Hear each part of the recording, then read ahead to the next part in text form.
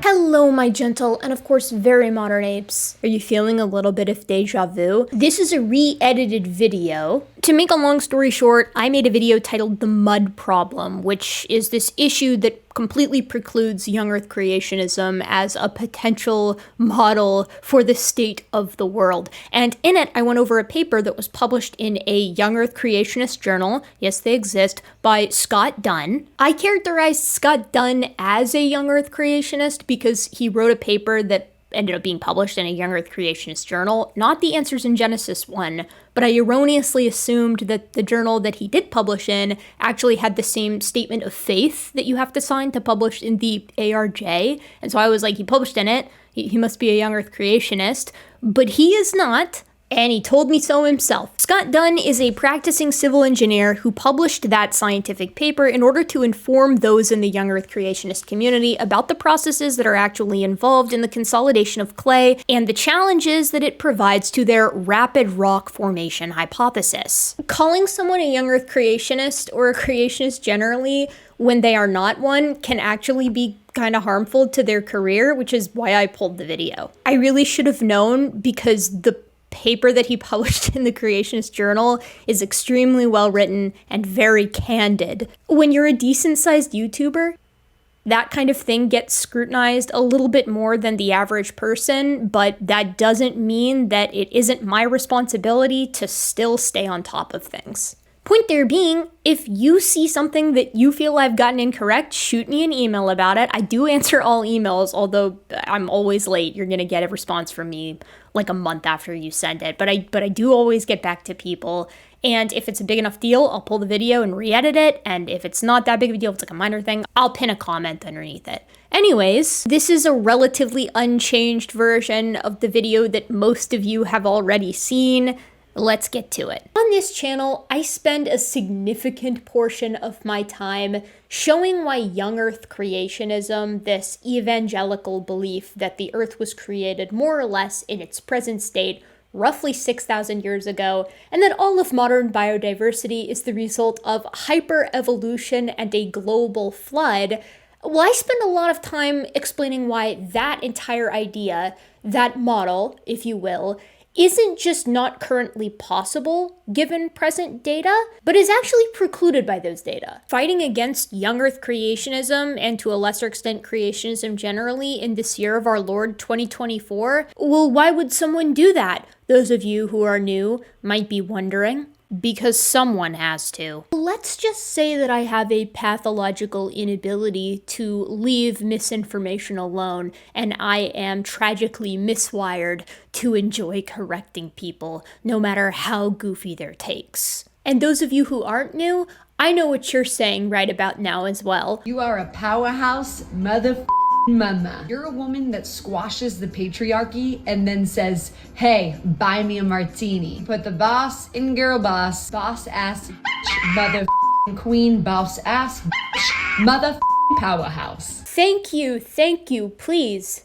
What I do is necessary, but very cringe. It's fine, I can live with that. So one of my favorite preclusions to young Earth creationism generally is one that you guys have heard a million times so far, and that is a little issue called the heat problem. The heat problem looks at the event of Noah's flood, which is proposed by young Earth creationists as being responsible for the entire geologic column from the Cambrian to at least the Cretaceous. So we're looking at least 500 million years, sometimes upwards of 550 million years worth of processes. Everything within that geologic column is proposed by YECs to have happened during the year-long event of Noah's flood, and that includes all of the erosion and depositional processes, every impact event, the continental movement of the plates atop the mantle, and of course all radioactive decay, amongst many other things. When you hear that a rock is dated to 400 million years of age, that's thanks to radiometric dating, which relies on one very simple law in physics, and that is the radioactive decay law. Basically, within rocks, there are stable and unstable isotopes alike, and unstable isotopes will spontaneously decay into their daughter product, going from parent to daughter, at a very well-characterized rate. We typically measure this rate in half-lives, so it's the amount of time that it takes for half of the parent to decay into daughter material. And this means that you can look at any given rock, look at the ratio of stable daughter versus unstable parent, and these are in well-known relationships, right? So potassium-argon is one of the relationships that you look at. Unstable potassium to stable argon, and given the amount of parent versus daughter, that ratio, you can discern how long ago that rock was formed. That's all radiometric dating is. And again, it relies on one very simple law in physics. Now, every time that decay happens, every single time a parent decays into daughter product, it releases heat. And given the Earth is 4.5 billion years of age, there is a lot of heat that has been released via radioactive decay over the entire history of life on Earth. If you take all of that time, whether you're going the full 4.5 billion or you just need to explain 500 million, that produces enough heat during the year of Noah's flood to vaporize the granitic crust of the Earth several dozen times over, something that I'm sure I don't need to tell you, a wooden boat is not going to survive. In fact, the whole Earth is not going to survive. It is going to be a plasma floating around in space. Now, you can see here that creationists are between a rock and a hard place. They have to explain radiometric dates being very old, but they also only have 6,000 years to explain, these very ancient dates that we get from a very solid method, which is why they propose that accelerated nuclear decay happened during the very supernatural event of Noah's flood, and then that's why we have these old dates, but that's, again, where the heat problem comes in. If you accelerate nuclear decay during the year of the flood, you vaporize the planet. And that is the heat problem, as simple as I can put it. And I have talked about it extensively on this channel. Extensively. You're wrong. I am fun, and it's been scientifically proven. It's no secret that I have tried to popularize the heat problem as a sort of go-to knockdown, drag-out argument against young Earth creationism here on the channel. And I like to put it in hydrogen bombs because I think that's a very shocking way to conceive of the amount of heat. Just for the past 500 million years worth of radioactive decay, you're looking at a heat release that is equivalent to detonating 44 hydrogen bombs in every cubic kilometer of the Earth. And that's like the best case scenario for creationists. So, and what's interesting about those numbers, the heat value actually in particular, is that it doesn't just come from conventional sources, it also comes from young Earth creationist sources, them assessing the situation, coming up with these numbers and going, oh no, what are we going to do? That's one of the reasons why I find the heat problem so appealing, rhetorically speaking, because the numbers are just so absurd that even the young Earth creationists are like, oh man, well, maybe it was miraculous, which, at that point it's not science anymore, and I, at least personally, no longer care. And I'm pleased to see it's being used more frequently than ever. More people than I've ever seen are bringing up the heat problem in casual conversation with young Earth creationists, and they never know what to say. So good on you guys. And in that spirit, I would like to propose a new problem. This new problem has numbers that are nearly as absurd as the heat problem. So allow me to put it this way. If the heat problem places young Earth creationists in hot water, this new problem places them into a sticky situation. Allow me to introduce you to the mud problem. Now, creation science is a pseudoscientific field that is propped up by the very few degree-holding creation scientists. So these are creationists who happen to get a PhD in one subject or another, and they are the ones, grasping the tent poles and keeping creation science, up, holding it up single-handedly as this idea that still exists. And their goal, at least in America, is to trick the public into thinking that it holds scientific merit and deserves to be considered alongside conventionally scientific ideas like evolutionary theory and the ancient age of the Earth. Young Earth creationism requires a spontaneous creation event some 6,000 years ago, as well as a global flood event some 4,400 years ago that is responsible for all layers of the geologic column from the Cambrian to the Cretaceous, as well as their fossils, every impact event or mass extinction signature within said layers, the current positioning of the continents, the state of decay of all radioactive elements, and finally, the various levels of diversity for all extant life. The bite-sized busts are coming back, by the way, just give me a little bit more time. Now, like that little blurb from previous videos said, they have a lot to account for within a single year. And what we're talking about today with regard to the mud problem covers just one little itty-bitty geologic phenomena, and that is the formation of sedimentary rocks. And now I know that doesn't sound very scary, that doesn't sound as sexy as the heat problem, right? But the numbers we're going to be talking about are pretty jaw-dropping. There are three types of rocks. Igneous, which forms from volcanic cooling, metamorphic, which forms from pressure and heat acting on another type of rock, and sedimentary, which forms by the deposition or accumulation of mineral or organic particles. And with regard to sedimentary rock, it's problematic to young Earth creationism because of the steps involved. All sedimentary rocks share one important commonality with regard to their formation,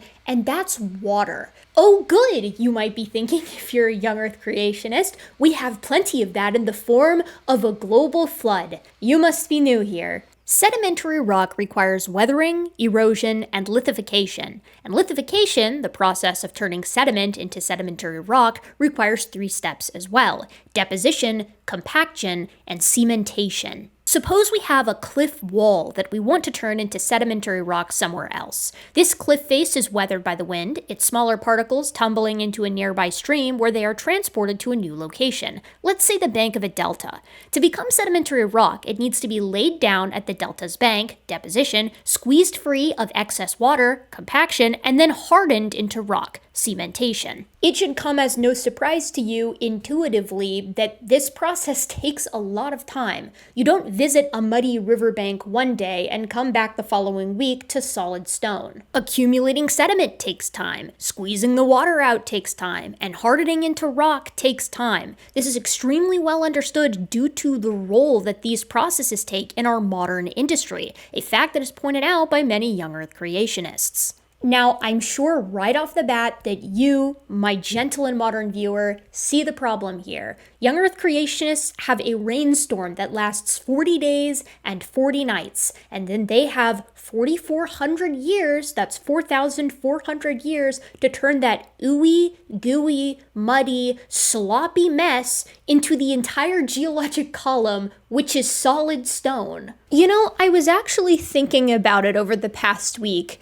and they don't have 4,400 years, they have way less time than that. Because written history, according to young Earth creationists, starts pretty shortly after the Tower of Babel incident, which happens right after Noah's flood, and no one is reporting about global quicksand inhibiting building their infrastructure, their monuments, their cities. So then really they have like 100 years? Less than that, maybe? Now, we all know what the first move of the young Earth creationist here, right? They point to exceptional circumstances that we see today and apply those exceptional circumstances to the entirety of the year-long global flood event in order to explain these rapid processes that are required for just about every aspect of the geologic column. Scott Dunn points out, who is a PhD with his doctorate specifically in wave modeling and sedimentation. 1, the exceptions don't make the rule, but more importantly, 2, even these super fast exceptional exceptions are insufficient. Dunn brings up the 2 most extreme possible examples: intertidal beach rock formation and the pyroclastic flows seen during the Mount St. Helens eruption. The former can form a specific type of beach rock quickly, maxing out at 2 meters per month. However, this is a clockable type of rock that is unique among sedimentary rocks generally, and it also still isn't fast enough for reasons that we will discuss momentarily. The latter is a pyroclastic flow, known for its very low water content and extremely high temperatures, greater than 300 degrees Celsius. Obviously, a globe-spanning flood is not going to create either of these conditions, but Dunn is a clever guy, and so he actually carried out a set of tests under ideal conditions to see how fast compaction, that second step, can actually take place. To put this in really simple terms, Dunn was trying to figure out how quickly a mud can become a clay. Now, critically, and Dunn points this out himself, this does not include the cementation phase, that third step. But that's a problem for another day for young Earth creationists. They already have enough on their hands, as you'll soon see. Now, consolidation and compaction, and I say this as a non-geologist, seem to be similar in that they refer to squeezing out the water or air from a sediment due to mechanical or steady static pressure. There are differences, but for the purposes of this video and the paper we are talking about, consolidation and the expulsion of water specifically is the name of the game. Mud to clay. The speed at which water can be expelled is in part at the mercy of the substance's porosity. Mud has both sediment and water, voids, and its porosity is the ratio of void volume to total volume. So explaining this super simply with myself on the screen, mud is what you get when you take sediment, like the kind you find in your backyard, and you mix it with water. And a close-up microscopic look at the slurry that you create will have sediment that is broken up by pockets of water. And those water pockets are called voids. To calculate the porosity for the mud that you've made, you just take a ratio of that mud's void volume versus the total volume. So intuitively, the higher the porosity, the greater the ratio of water or void volume to the total volume of the mud, the longer it's going to take for cementation to actually occur. It's just too wet. Dunn notes that really soft clays might have a porosity of 0.9 or 90% water, 10% sediment, and that cementation needs a porosity of 0.4 or 0.5 to even occur. So thus far, mud must dewater into clay, which must lose more water before cementation can occur. He gives the following as an example. A 10-meter deposit of very soft clay with a porosity of 0.9 would need to compact to a thickness of 2 meters to have a porosity of 0.5. Once consolidated to a porosity of 0.5, more consolidation can continue to occur and flatten out the layer. Dunn, again, a civil engineer who needs this know-how in his work, cites Terzagh's equation as critical to understanding the speed at which consolidation can occur under given circumstances, such as soil type and thickness. This equation can take multiple variables into account and reveals that the earliest stages of consolidation happen faster than the later stages. Quote, it takes 4.5 times longer to reach 90% completion than 50%. Unquote. Dunn will go on to assess both the time for 50% and 90% completion later on. So right off the bat, clay layers that have a thickness of 1,000 meters or more will full stop take more than 1 million years to form. And this is a pretty big problem because we have a great many formations at or exceeding this depth, including, quote, the Gulf of Mexico, the Caspian Sea, the Labrador Sea, and the North Sea, unquote. The floods got to explain these, and indeed a great many more, so Dunn took it upon himself to model how long it would take to form the Labrador Sea under ideal conditions. Well, not the whole thing, but a 770 meter thick layer of the Labrador Sea that is currently dated to 10 million years ago, or the late Miocene. How long would this take? Is it more reasonable to propose a formation like this occurred during or after the flood? Dunn wonders. Remember, Dunn himself is not a young Earth creationist, but he is testing their models. So he's effectively saying, okay, if you were a young Earth creationist, you have two options. Either this formation was pre-flood, or it was during the flood, or it was post-flood. Since they need to explain the full geologic column, it can't be pre-flood. So he's effectively saying either it formed during the events of the flood or after the events of the flood. Which one is more tenable, if any of them are? Dunn plugged in the published values for the Labrador Sea clay strata and found that, given some very generous assumptions, such as that the layers below have already hardened, it is not possible to explain the Labrador Sea as having formed within 1 year. Quote, after 1 year, there is practically no consolidation of clay, and the full 3,100 meters is still in its original deposited state, consistency of a thick slurry unable to carry any loading. After 100 years, approximately 1,200 meters of consolidation has taken place. However, there is still almost no reduction in the overall ratio or any gain in strength. The soil will still be in a practically fluidized state. After 10,000 years, the strength of the lower 100 meters meters has increased to that of a low-strength clay between 20 to 40 kilopascals. The settlement has increased to 1,800 meters, unquote. This, you will also hopefully notice, also means that the Labrador Sea can't be a post-flood formation either,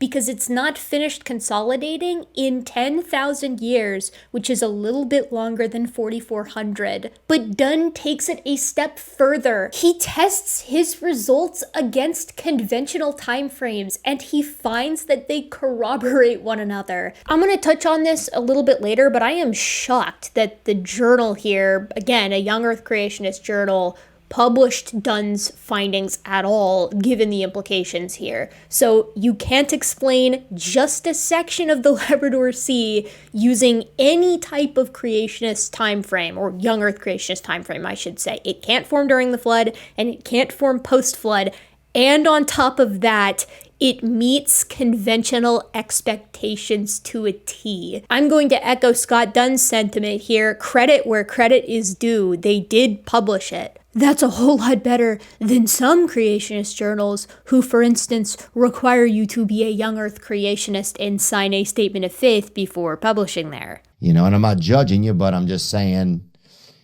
everybody else is gonna. But believe it or not, things are about to get a whole lot worse. Because consolidation/compaction isn't the only problem. The Labrador sediments literally cannot deposit fast enough, as in physical constraints will not allow them to accumulate fast enough to fit in either young Earth creationist timeline. Quote, the problem is summed up like this: the sedimentation rates are orders of magnitude higher than the dissipation potential of the clay. Hence, it is almost completely fluidized even in the post-flood scenario. By way of comparison with present-day field observations, it is common for submarine landslides to be prevalent in areas where average sedimentation rates exceed 0.1 meters per year, unquote. So neither young Earth creationist time frame, not this formation forming during the flood and not this formation forming post-flood, can account for the consolidation of all that clay and its eventual formation into rock, and physics itself precludes the deposition at the rates that they need. But things, stunningly, get even worse still, and Dunn, again to his credit, points it out. Whether you allow Dunn 100 days or 100 years for the deposition of the Labrador Sea, even at 10,000 years later, it's still a very thick sludge. And I don't know about you, but I know from personal experience how thick mud behaves. When you step into it, it sucks your foot under, and when you wrench your foot free, because it's still so gooey and sludgy and not solid, it fills in your footprint. What I'm saying is that you can't leave a footprint trackway behind after a big rainstorm, like maybe one that, I don't know, spanned the entire globe and also flooded the entire thing. Because everything is muddy. You cannot leave a trackway. It's not physically possible to do so. And this is problematic for one very simple reason, and that's that we have a whole lot of footprints in proposed flood layers, and a lot of these footprint trackways belong to dinosaurs. The New Creation blog depicts the problem on their article on the subject utilizing AI art over on their webpage. But again, you can't even get full consolidation of the Labrador Sea in 100 years as proposed in Dunn's own experiments, which that is what is minimally required for leaving footprints behind, like the status of a soft clay. So how are you going to explain just oodles and oodles and oodles of dinosaur trackways that are like proposed to be like laid down during the flood, but not just any portion of the flood? The Mesozoic is firmly middle to late flood. How are you getting these oodles and oodles of trackways? And we're just giving them the trackways of things like synapsids and tetrapods from earlier. Dunn's answer to this question is, I guess we're gonna have to closely scrutinize every single individual trackway to see what was required, the conditions that were required for each individual trackway to have been formed. He's kind about it, and he's measured, but he's making it very clear that the young Earth creationists have their work cut out for them. Scott Dunn concludes the article by summarizing the various sub-problems within the mud problem. Dunn says the following general conclusions can be made. 1, there is a very large change in volume required to consolidate mud to stiff clay, approximately 4 to 1, or to claystone approximately 10 to 1. This would mean that for every 100 meters of claystone created, 1,000 meters of freshly deposited clay is needed. 2, the primary constraint on the rate of consolidation is permeability. The maximum velocity that water can be expelled from a soil is equal to the hydraulic conductivity, K, which for clays is in the order of 10 to the negative 11 to 10 to the negative 9. This highlights the extremely slow nature of fluid flow in clay, 0.3 millimeters per year to 30 millimeters per year.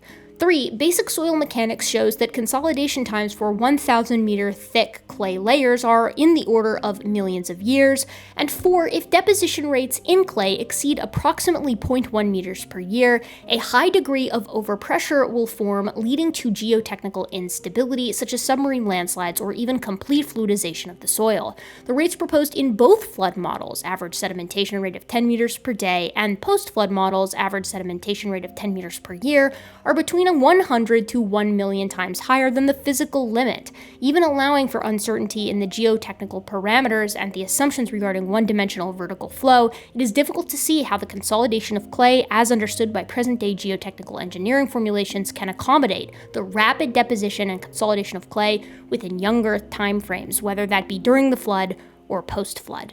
I think that Scott finishes the article in the best way possible, not with any I told you so style malice or make funnery, but instead by saying to the young Earth creationists, this is your issue, and you absolutely have to take it into account with every flood model you may create moving forward. He even includes the formulae in the conclusion section so that they can actually recapitulate his own work here for themselves with every formation that they need to explain. Very few creationists have touched this issue to my knowledge outside of the New Creation blog, so it'll be interesting to see how they attempt to grapple with the mud problem as it stands now. Dr. Scott Dunn really did a phenomenal job laying out the issue in very clear terms and has given them the means that they need to check his work and then do their own. So I guess we'll see. The mud problem looms as a new physics-type challenge. Like the heat problem, it requires either miraculous intervention or entirely new laws of nature.